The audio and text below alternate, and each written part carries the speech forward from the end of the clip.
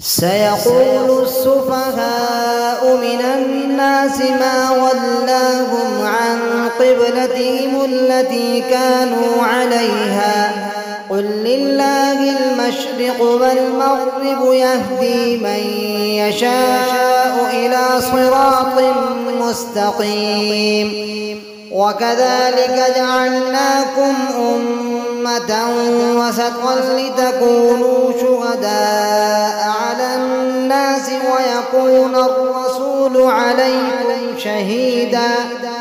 وما جعلنا القبلة التي كنت عليها إلا لنعلم من يتبع الرسول ممن ينقلب على عقبيه وإن كانت لكبيرة إلا على الذين هدى الله وما كان الله ليضيع إيمانكم إن الله بالناس لرءوف رحيم قد نرى تقلب وجهك في السماء فلنولينك قبلة ترضاها فول وجهك شطر المسجد الحرام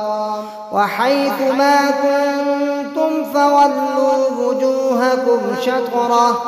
وإن الذين أوتوا الكتاب ليعلمون أنه الحق من ربهم وما الله بغافل عما يعملون ولئن أتيت الذين أوتوا الكتاب بكل آية ما تبعوا قبلتك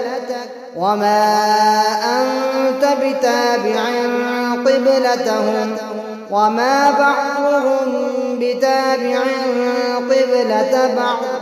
ولئن اتبعت أهواءهم من بعد ما جاءك من العلم إنك إذا لمن الظالمين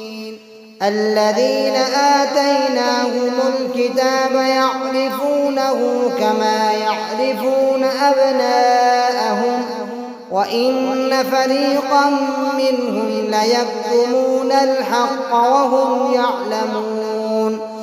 الحق من ربك فلا تكونن من الممترين.